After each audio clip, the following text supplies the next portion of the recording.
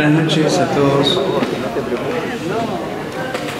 Estamos aquí en San Miguel, en una pequeña comunidad de discípulos, en marzo del 2014, y estamos tratando de hacer un pequeño, no sé si es curso, son charlas que vamos a tener que nos pueden ayudar para llevar fruto para el reino de Dios. Hay algunos carteles que ustedes van a ver que aparecen ahí. Este que dice afirmando la visión es como el lema que nos ha acompañado en los últimos años. Nos damos cuenta que Dios nos habló, nos reveló a través de la Escritura cosas muy preciosas que el Espíritu Santo fue trayendo otra vez desde el fondo de la Biblia y desde el fondo del cristianismo, cosas que se habían perdido. Y nosotros llamamos a todo ese paquete de revelación la visión. Y continuamente necesitamos afirmar esa visión, volver a recordar cuáles son los puntos principales que nos mueven como discípulos, como cristianos de Jesucristo. Por eso estuvimos usando y vamos a seguir usando en estas charlas este lema, afirmando la visión. Hay un gráfico que hemos hecho hace unos años que lo llamamos de la vida cristiana. ¿Por qué? Porque es una manera simple que nos ha dado buen resultado para describir lo que es la vida de un cristiano. Y en este gráfico aparece un fundamento que es Jesucristo y todo el Evangelio, y la respuesta del hombre y las promesas de Dios. Y ahí tenemos ese fundamento. Ya hemos hablado mucho durante 2 años sobre el fundamento. Sabemos por Pablo que nadie puede poner otro fundamento que el que está puesto, el cual es Jesucristo. Sobre ese fundamento, imaginariamente, como si la vida cristiana fuera un edificio, una casa, hay 4 columnas que sostienen lo que llamamos la vida cristiana normal. Y esas 4 columnas queremos que estén permanentemente en nuestra vida. Queremos no solamente conocerlas, sino practicarlas. La comunión, la palabra, la oración y el testimonio. Son 4 columnas que sostienen la vida de todo discípulo. Si alguien que dice ser un seguidor de Jesús y no tiene comunión con el cuerpo de Cristo, no está firmemente relacionado, ni tiene vida de oración porque la vida moderna no le permite demasiado tiempo para orar, ni tampoco puede leer demasiado las Escrituras o lee un salmo así rápido y en el colectivo y nada más, y nunca da testimonio de su fe. Permítame que les pregunte, ¿estamos frente a un cristiano? ¿Es un discípulo de Jesucristo? ¿No tiene comunión? ¿No ora? ¿No lee la palabra? ¿No predica el Evangelio? Estamos frente a un religioso que puede ser que concurra a algunos encuentros, a algunas reuniones, a algunos campamentos, a algunos eventos especiales, pero no ante alguien que tiene su vida comprometida con Cristo. Y estas 4 columnas las comparamos a una torta. ¿Por qué? Aunque parezca un poco raro el ejemplo. Porque cuando tenemos que hacer una torta necesitamos una serie de ingredientes en su medida justa. Y todos tienen que estar en la medida que corresponde. Harina, huevo, manteca, ¿qué más? Leche, tenemos una torta. Ahora, si yo tengo 2 bolsas de harina, no tengo una torta, tengo 2 bolsas de harina. Si tengo 10, si tengo huevo, yo necesito la medida justa. Algunos dicen, no, mi especialidad es la oración. Claro, tenés que orar, pero tenés que leer la palabra, tenés que tener comunión tenés que estar relacionado firmemente en el cuerpo y tenés que dar testimonio de tu fe. Y todo se combina con todo. Oramos por las personas que no conocen a Cristo. A esas mismas personas le damos testimonio de nuestra fe. Pero nos juntamos con alguien que nos acompaña para hacer ese trabajo, ese servicio. Y cuando llegamos, tenemos que dar palabra de Dios, que es la que produce fe, porque la fe viene por el oír y el oír la palabra de Dios. Entonces las 4 columnas tienen que estar continuamente funcionando en nuestra vida. Y dentro de esas 4 columnas tenemos lo que llamamos testimonio. Y vamos a tener 4 charlas con una parte teórica y una parte práctica de lo que llamamos evangelización. Dar testimonio, podemos usar este sinónimo evangelización, y en el día de hoy es la charla número 1. Hay una introducción en el libro de Ivan Baker que se llama Multiplicación, que a mí siempre me apasionó y, si ustedes me permiten, lo quise incluir en esta charla. Él comienza el libro diciendo que Jesucristo es espíritu vivificante. Todos ustedes tienen un material donde figuran los carteles y la charla que yo estoy dando. Ustedes pueden seguirla con el material que recibieron.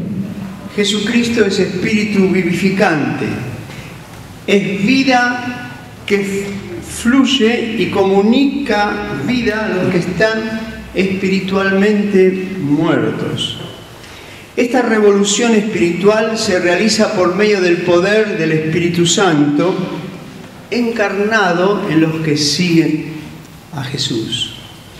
Ellos, o sea, nosotros, vos y yo, son el punto de contacto entre esa vida y los que están muertos. Estamos viviendo en medio de una sociedad que no es nuevo para los cristianos. El apóstol Pablo ya la describe, esta sociedad, y dice: entre los cuales también todos nosotros vivimos en otro tiempo en los deseos de la carne, haciendo la voluntad de la carne y de los pensamientos. Éramos por naturaleza hijos de ira, los mismos que los demás, y estábamos muertos en nuestros delitos y pecados. Esa es la descripción del mundo que nos rodea. El hombre, la mujer, el ser humano, viviendo como quiere, haciendo lo que se le da la gana, sin importarle la voluntad de Dios ni la ley de Dios. Y la conclusión apostólica es: y estamos muertos, o estábamos muertos en nuestros delitos y pecados.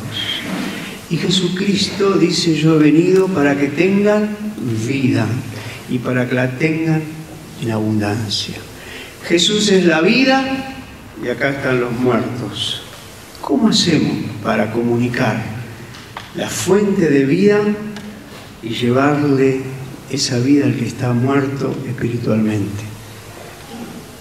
Esto es lo que vamos a ver durante estas 4 charlas que tenemos. Pero en principio sabemos, somos nosotros. Este material tan débil, tan frágil, con tantos problemas, con tantas dificultades, que Dios en su misericordia quiere usar para que su vida se comunique a los que están muertos. Y esa es la expresión de esta última frase. Ellos son el punto de contacto entre esa vida y los que están muertos. Iván sigue diciendo: si el plan de Dios para la salvación del mundo no ha cambiado y tampoco ha menguado el poder de Jesucristo, ¿por qué tantos de los que profesan seguirle carecen de esa fuente de poder? Y esto también queremos incluir en esta charla. Necesitamos estar llenos de la presencia y del poder del Espíritu Santo. y solamente por medio de ese poder y esa presencia podremos comunicar la vida a otros. El tema sobre evangelización es un tema muy extenso, abarca muchos aspectos. Hay libros, centenares de libros, mensajes, puntos de vista y versículos.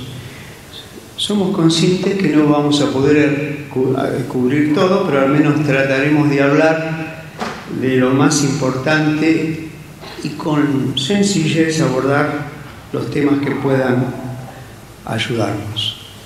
Básicamente utilizaremos como guía diferentes versículos de las Escrituras. Los que estuvieron haciendo las cuatro charlas anteriores, hoy van a ver que repetimos muchas cosas, solamente que profundizamos un poquito más en algunas de las que no dijimos. Pero básicamente queremos dar una base bíblica, y también lo que estamos queriendo hacer en esta primera charla es tomar conciencia de la realidad de lo que somos en Cristo. De alguna manera yo quisiera entregarles el querigma, la proclama de la verdad de Dios sobre tu vida y sobre mi vida. La importancia que tiene para Dios tu boca y mi boca, tus pies y mis pies. La importancia que tiene para que el plan que Dios tenía en su corazón, lo que llamamos el propósito eterno de Dios, desde antes de la fundación del mundo, se cumpla, y cómo Él dejó ese plan en manos de la Iglesia. Eso también lo queremos aprender y lo queremos proclamar, y quisiéramos que de alguna manera nuestra fe esté basada en ese fundamento bíblico. Hemos aprendido que la salvación que tenemos en Cristo Jesús es conforme al propósito eterno de Dios. No fuimos salvos para cambiar de religión. No fuimos salvos para pertenecer a un grupo X cristiano. Fuimos salvos porque Dios tiene un propósito con nuestra vida. Pablo se lo dice de una forma sencilla a Timoteo, en 2 Timoteo 1:9, cuando le escribe ese versículo, y hablando de nuestro Señor Jesucristo, dice: quien nos salvó y llamó con llamamiento santo. Dios nos llamó y nos salvó, y nos llamó con llamamiento santo, y nos salvó no conforme a nuestras obras, sino conforme a su propósito. Porque Él tiene un propósito para nosotros, y la gracia que nos fue dada en Cristo Jesús antes de los tiempos de los siglos. La Biblia no comienza en Génesis 1:1. Génesis 1:1 comienza la creación, pero antes por el Espíritu Santo revelado a los apóstoles, podemos conocer un poquito la voluntad de Dios y el corazón de Dios. Ustedes saben, porque lo hemos dicho muchas veces, la palabra revelar significa correr el velo. Y en el Nuevo Testamento lo que estaba velado para aquellos santos varones, los profetas y los patriarcas, en el Antiguo Testamento, en el Nuevo Testamento se corre el velo, y Dios nos muestra más allá de Génesis 1:1, nos muestra lo que hay en su corazón. Y dice, Dios nos salvó porque tenía un propósito por medio de esa salvación. En Efesios 1:4 y 5 también el apóstol Pablo sella ese mismo concepto: según nos escogió, ¿en quién? En Él. ¿Cuándo? Antes de la fundación del mundo. ¿Para qué? Para que fuésemos santos y sin mancha delante de Él, en amor, habiéndonos predestinado para ser adoptados hijos suyos por medio de Jesucristo, según el puro afecto de su voluntad. Fuimos salvos con un propósito. Jesús nos salvó y nos adoptó como sus hijos porque Él quiere tener un pueblo, una nación, una familia de muchos hijos semejantes a Jesús. Y en Romanos capítulo 8, versículo 29, también está el mismo concepto, porque a los que antes, ¿ven? Siempre está hablando de antes de la creación, ¿eh? Los que antes conoció, también los predestinó, ¿para qué? Para que fuesen hechos conforme a la imagen de su Hijo, para que Él, Jesucristo, sea el primogénito entre muchos hermanos. Predestinar es dar un destino de antemano. Y Dios nos predestinó en Cristo, nos hizo nuevas criaturas, nos adoptó como hijos suyos. ¿Por qué? Para que la imagen de Cristo sea formada en nosotros. Fuimos salvos con un propósito. En Hechos 2:38, también el apóstol Pedro aquí nos habla de la obra de Cristo en nuestra vida, que en algún momento nació la fe trajo como consecuencia el arrepentimiento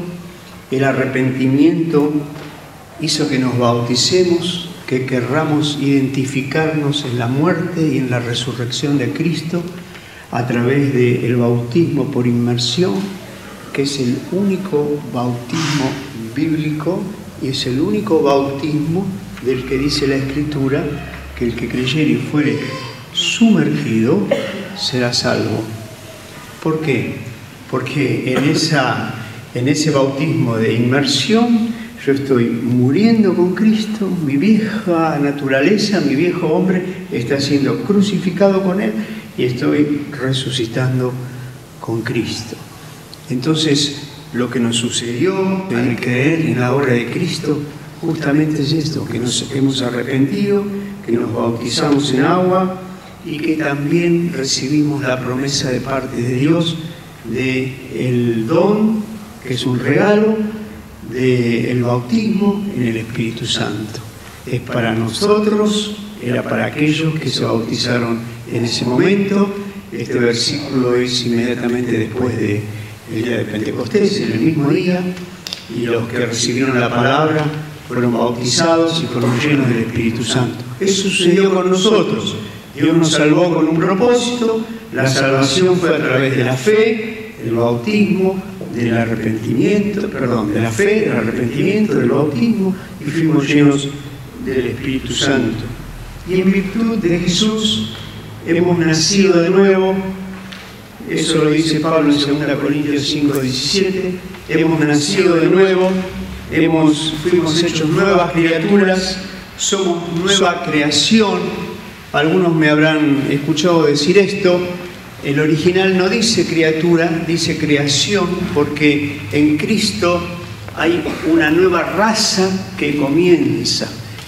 Había una que se llama el primer Adán, del cual somos todos tristemente hijos en pecado. Y después dice Pablo que hay una nueva raza que es el segundo Adán, que es Cristo, y que en esa nueva raza somos nuevas criaturas, pero en realidad es nueva creación, no tiene nada que ver con esto. Dios nos hizo nuevos, hemos nacido por el Espíritu Santo y somos nuevos hijos adoptados por medio de Jesucristo. De modo que si alguno está en Cristo, dice Pablo en este versículo, nueva criatura es, las cosas viejas pasaron y todas son hechas nuevas. A partir de este cambio de reino comenzó en nosotros el proceso de transformación a la imagen de Cristo. No voy a hablar de esto ahora, solamente menciono esto. Hermano y hermana, cuando naciste, ¿cuánto pesabas? 2 kilos 800, 3 kilos 100. No sé, por ahí andamos, ¿no? 50 centímetros, 48. Y ya está. No, ya está, no. El nacimiento te involucra en un proceso de crecimiento. Si naciste por la fe de Jesucristo, la nueva vida, ahora comienza un proceso en tu vida y en mi vida, que es ser formados a la imagen de Cristo. Y ese es el propósito eterno de Dios, que seamos formados a la imagen de su Hijo. Y tenemos que velar por el crecimiento espiritual a la imagen de Cristo nosotros mismos. No podemos ser siempre los mismos. No podemos ser igual que el año pasado. Tiene que suceder algo en nosotros que Cristo comience a ser formados en nuestra vida. Ahora estamos felices, cantamos, saltamos, bendecimos, oramos, agradecemos a Dios y decimos: Señor, gracias por esta salvación tan grande. Pero también estamos recibiendo esta revelación, que la voluntad de Dios no es que solamente nosotros seamos salvos, que la voluntad de Dios es que todos los hombres sean salvos. Hermanos, todo ser humano que nace en el planeta Tierra tiene vida porque Dios le ha dado vida. Dios es el autor de la vida. Y todo ser humano que nazca en cualquier punto del planeta Tierra, cualquier hijo nacido de mujer, tiene vida de parte de Dios y fue creado porque Dios tiene un propósito para esa persona. Y nosotros tenemos que entender que esta salvación tan grande, como dice Pablo, que nosotros tenemos en Cristo, la voluntad de Dios es que todos los hombres sean salvos. Está revelado en las Escrituras. Y Dios quiere que todos los hombres vengan al conocimiento de la verdad. Y espera a Dios con paciencia que todos procedan al arrepentimiento. Vamos a ver 3 versículos clave. 1 Timoteo 2, 1 y 4. Ustedes lo tienen en el apunte. Dice Pablo: exhorto ante todo a que se hagan rogativas, oraciones, peticiones y acciones de gracias. ¿Por cuántos? Por todos los hombres. Los musulmanes, los esquimales, los indios, mira, hasta los argentinos están metidos ahí. Miren qué misericordia que tiene Dios. Que se hagan rogativa por todos los hombres, por los reyes y por todos los que están en eminencia, para que vivamos quieta y reposadamente con toda piedad y honestidad. Porque esto es bueno. ¿Qué cosa es buena? Que oremos, que pidamos, que tengamos acciones de gracia por todos los hombres, porque esto es bueno y agradable delante de Dios. ¿Cuántas veces dice: Señor, yo quiero agradarte? Bueno, acá tenés un versículo. Lo que es agradable para Dios es que oremos, intercedamos, pidamos, demos gracias, roguemos por todos los hombres, porque esto es bueno y agradable delante de Dios nuestro Salvador, el cual quiere que todos los hombres sean salvos y vengan al conocimiento de la verdad. Hay por ahí algunas sectas medias extrañas hablando de la predestinación. Y tienen razón. Todos fuimos predestinados para ser salvos. Todos. Se equivocan al decir que algunos. Pero en realidad Dios nos predestinó a todos para que gocemos esta salvación y seamos formados a la imagen de su Hijo. En Tito también hay un versículo ahí en medio de un párrafo muy extenso. Si ustedes tienen tiempo y lo pueden leer, léanlo. Pero el versículo 11 justamente dice: porque la gracia de Dios se ha manifestado para salvación ¿a cuántos? A todos los hombres. Si son pocos los que se salvan, no es la voluntad de Dios. Que se pierda tu vecino de enfrente, de al lado, de la esquina, el almacenero, tu compañero de trabajo, algún pariente que blasfema contra Dios, que no quiere saber nada, no es la voluntad de Dios. La gracia de Dios es para que todos los hombres sean salvos. Ese es el plan de Dios supremo. Y 2 Pedro 3, capítulo 9, todavía es más enfático, diciendo: el Señor no retarda su promesa, la promesa de que va a volver, según algunos la tienen por tardanza, sino que es paciente para con nosotros, no queriendo que ninguno perezca, sino que todos procedan al arrepentimiento. Señor, ¿cuándo vas a venir? Bueno, vos estás impaciente, yo también, ¿sabes? A veces que tengo ganas de que llegue ese día, que nos vayamos todos. Pero Dios dice, pero yo estoy teniendo paciencia porque mi voluntad es que nadie perezca, sino que todos procedan al arrepentimiento. Dios quiere lograr con los que no le conocen lo mismo que nos sucedió a nosotros, que fuimos trasladados del reino de las tinieblas al reino de la luz. Hay un versículo para los que están tomando nota en Hechos capítulo 26.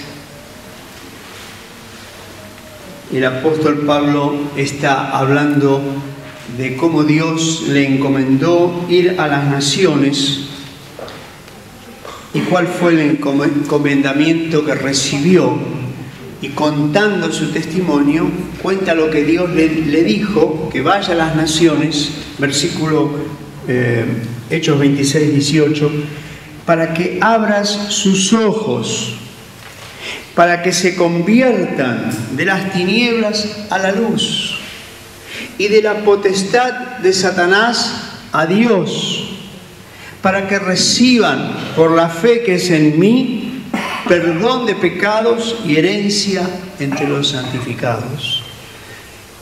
Te quiero decir algo, este versículo lo tenés que tener en la heladera y en el botiquín, o donde te peines, ahí, donde lo veas. Porque este encomendamiento es el mismo que todos recibimos de parte de Dios. Dios nos envía a un mundo que vive en tinieblas, bajo el poder de Satanás. Nos envía como nuevas criaturas, llenas de poder de su presencia. ¿Para qué? Para abrir los ojos de los que están ciegos, para que se conviertan de las tinieblas a la luz.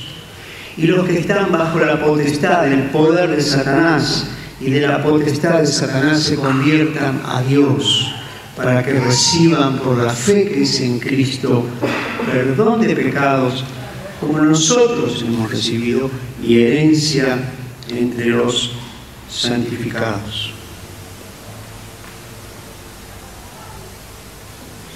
¿Por qué podemos afirmar que esta es la voluntad de Dios? Dios tiene un propósito para el hombre, que incluye también, dentro de ese propósito eterno, librarlos del castigo eterno. Para llevar adelante su propósito, Dios tiene que redimir, salvar, tiene que darnos esa vida nueva, para que podamos ser formados a la imagen de su Hijo. Pero no solo para eso, también para librarnos del castigo eterno, del infierno eterno, que dice Jesús, no fue hecho para el hombre, fue hecho para Satanás y sus ángeles. En el plan original de Dios, el infierno no era para la raza humana, era para Satanás y sus ángeles. Pero cuando el hombre cae al principio de la creación y le da la espalda a Dios en la desobediencia y la rebelión, al final entonces su destino eterno cambió. En vez de ser llevados a la gloria, como dice Hebreos capítulo 10, habiendo de llevar muchos hijos a la gloria, ahora la caída hace que el infierno sea el destino final. Tesalonicenses, en la segunda carta, está escribiendo, y en el medio de ahí incluye esta idea, que nosotros tenemos que tomarla y tenemos que saber qué está pasando con aquellos que nos rodean, que no conocen a Cristo. Dice Pablo, y a vosotros que sois atribulados, daros reposo con nosotros cuando se manifieste el Señor Jesús desde el cielo con los ángeles de su poder en llama de fuego, para dar retribución a los que no conocieron a Dios ni obedecen al Evangelio de nuestro Señor Jesucristo, los cuales sufrirán pena de eterna perdición, excluidos de la presencia del Señor y de la gloria de su poder. ¿Cuánto tiempo es la eternidad? ¿Cuánto tiempo? 1000 años, 2000 años, 2000 millones de años. Permítame decir, no se puede medir en tiempo, en años, en nada. No hay unidad. La eternidad es siempre.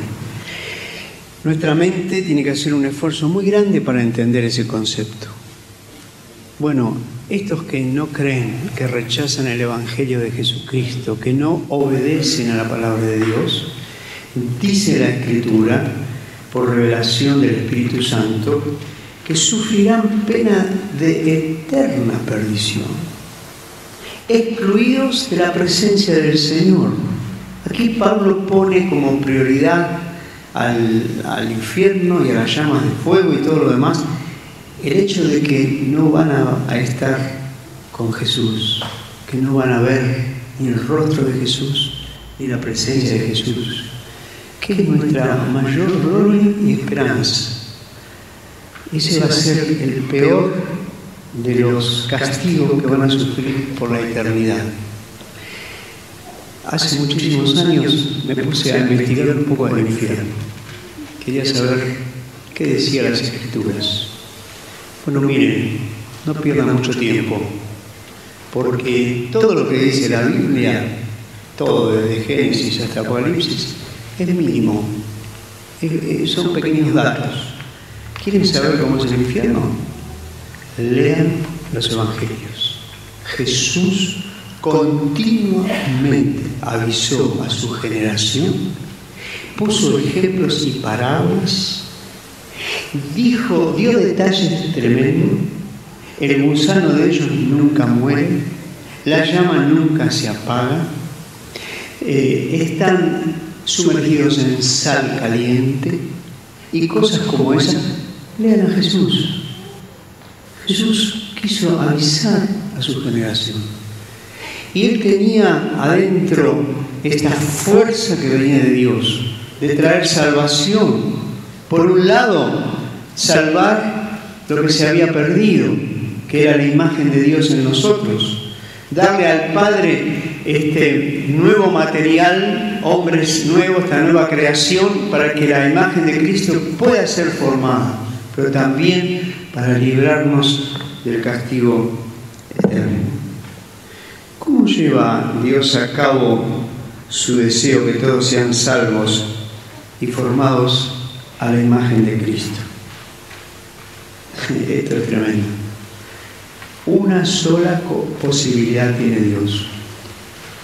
Una sola posibilidad se reservó para su propósito eterno y salvar a la humanidad. ¿Sabes quién? ¿Quién? Nosotros. Vos y yo.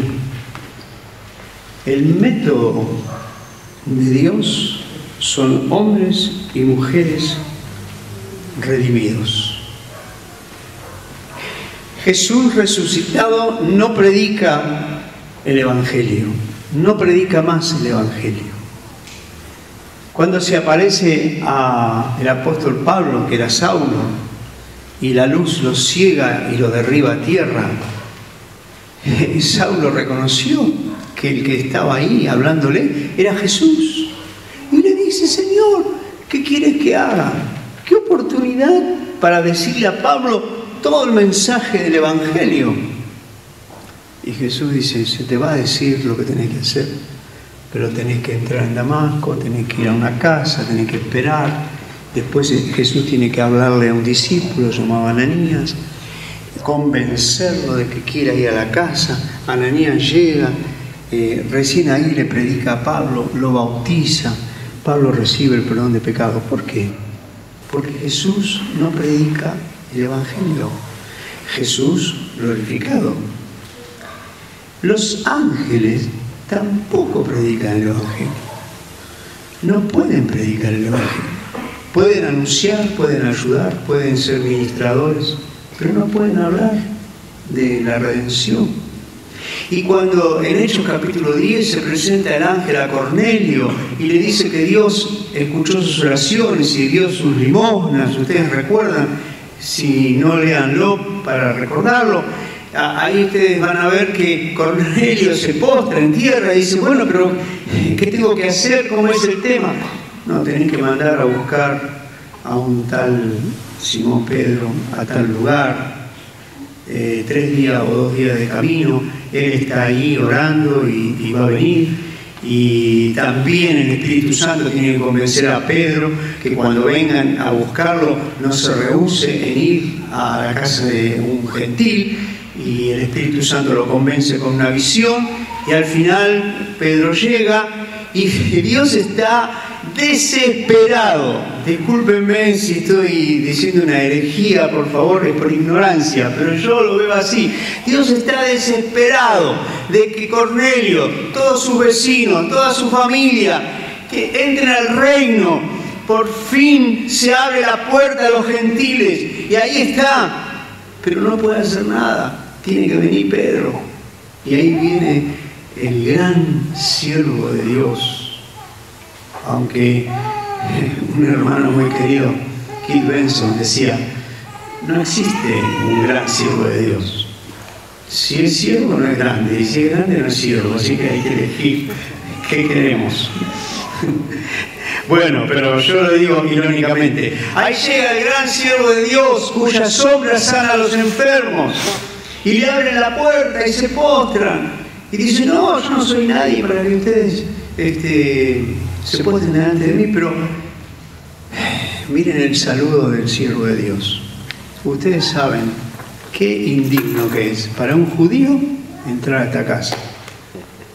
Dios estaba desesperado para que el reino llegara a los gentiles y comenzara la iglesia entre los que no eran judíos. Y llega el que tiene que dar el mensaje, como si llega a tu casa y vos sabés qué asco que es para mí entrar a tu casa. ¡Qué locura! Pero al final, esa humildad, esta gente lo convence, y lo que el Espíritu Santo le habló lo convence, y Pedro empezó a hablar. No sé si el discurso de Pedro era demasiado largo, y Dios estaba tan entusiasmado que dijo, basta, yo no espero más. Ya dijo bastante, y envió el Espíritu Santo, y todos fueron llenos del Espíritu Santo y hablaban en lenguas y profetizaban. ¿Por qué no le dijo el ángel? Porque pasaron como 4 o 5 días hasta que llegó Pedro.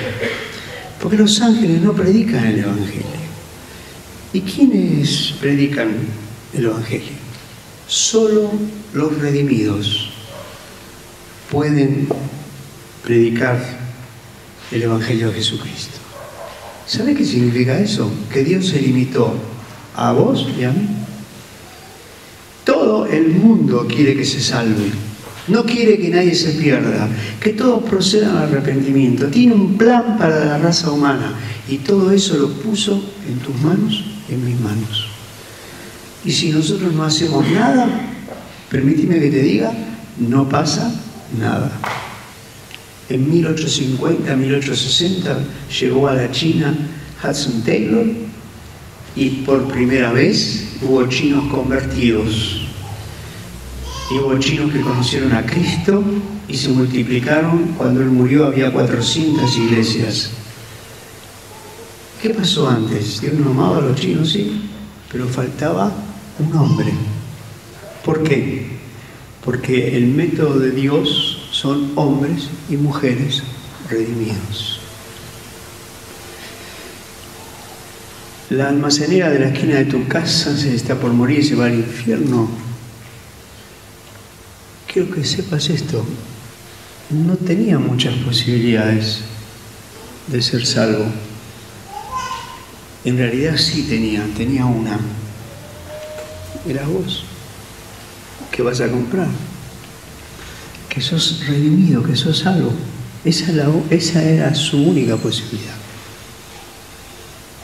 Nosotros tenemos que tomar conciencia, hermanos, No estoy asustando, no estoy amenazando, estoy queriendo abrir mi mente y la mente de ustedes con las Escrituras, demostrando que el método de Dios somos nosotros. En Juan 15:16, Jesús está hablando con sus discípulos y les dice: no me elegisteis vosotros a mí, sino que yo os elegí a vosotros y os he puesto para que vayáis y llevéis fruto y vuestro fruto permanezca. Dios te eligió a vos y a mí. No soy yo el que elegí a Dios, Él me eligió a mí. ¿Por qué? No lo sé. Bueno, y ahora, Señor, estoy en tu reino, ¿qué hago? Yo te puse para que vayas. Algunos confunden esto con el fruto del Espíritu Santo. El fruto del Espíritu Santo es el fruto del Espíritu Santo. Jesús está hablando de tu fruto. El fruto del naranjo son naranjas, del nogal son nueces. Y el fruto del Espíritu Santo es lo que el Espíritu Santo produce en nosotros. Pero el fruto que vos tenés que producir es un fruto que se produce yendo. Os he puesto para que vayáis y llevéis fruto y vuestro fruto permanezca. Es el plan de Dios para llevar adelante su propósito eterno. Muy bien.